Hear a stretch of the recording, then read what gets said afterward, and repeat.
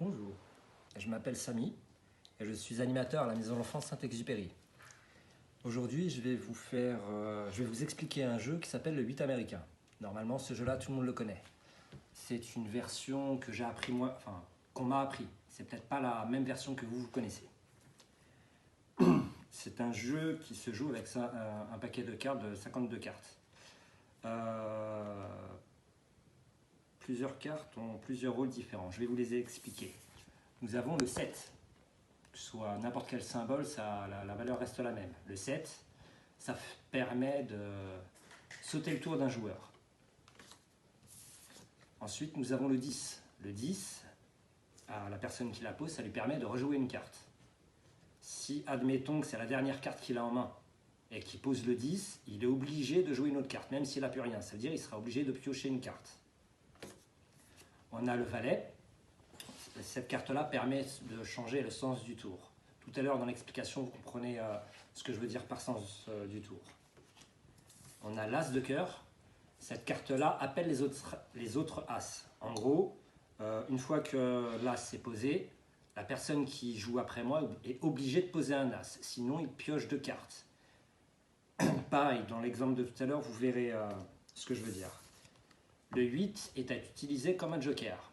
Il permet admettons que dans le jeu, du pique est demandé et que j'ai pas de pique et j'ai un 8. Je vais prendre le 8 pour changer la valeur du symbole de façon à m'avantager moi. Il ne peut pas couper les as. Et enfin, la dame de cœur, celle-là, on la trouve en début de partie. Quand je vais distribuer les 8 cartes, la personne qui aura la dame de cœur, ce sera elle qui pourra ouvrir le jeu. Maintenant, je vais distribuer.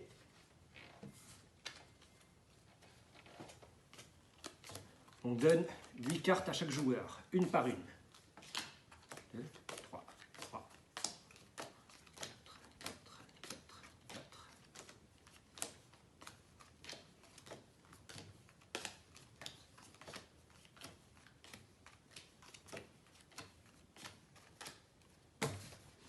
Pour cette partie-là, je vais jouer à carte découverte, de façon à ce que vous les voyez bien.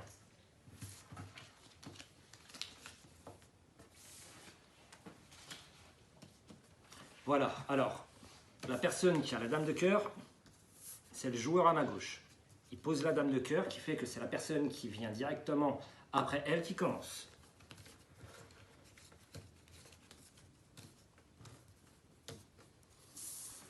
Il décide de poser l'as de cœur, donc il appelle un as. Le joueur suivant a un as aussi, et il le pose. Dans la partie, ça a défini en début de partie, si vous jouez en famille ou pas. Dans ma version, on ne joue pas en famille. Donc là, il a posé un as, Moi, je n'ai pas d'as, donc je pioche 4 cartes, parce que 2 as ont été posés. 1, 2, 3, 4.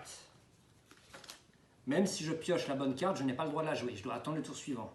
Ensuite, ça, cette personne, vu que l'as, le malus des cartes, je l'ai récupéré, là, ce n'est plus l'as qui est demandé, mais c'est juste du trèfle. Il a un 3 de trèfle, il le pose. Il a un 4, il le pose. Il a un 10, une carte qui fait rejouer, mais il n'a plus d'autres trèfles. Donc, il décide d'utiliser son joker pour le changer en carreau. Ça veut dire que là, il fait appel au carreau. Et si je n'ai pas de carreau, je me retrouverai bloqué. J'ai une dame de carreau. Il décide de poser un 7 pour faire sauter son tour. Donc, ça passe directement à cette personne-là qui m'attaque avec un as. Mais heureusement pour moi, j'ai pioché un as. Je suis sauvé cette fois. Mais pas de chance pour cette personne qui doit elle aussi piocher 4 cartes. Il existe plusieurs stratégies. Je ne connais pas toutes les stratégies. En général, quand je joue à ce jeu, moi je perds. Les enfants à Saint-Ex, ils s'en donnent à cœur joie de jouer contre moi. Pas parce que je ne suis pas très doué, mais j'ai pas de chance là-dessus. Je ne vais pas terminer la partie parce que dans tous les cas, c'est moi qui gagne. Et je vous souhaite une bonne journée.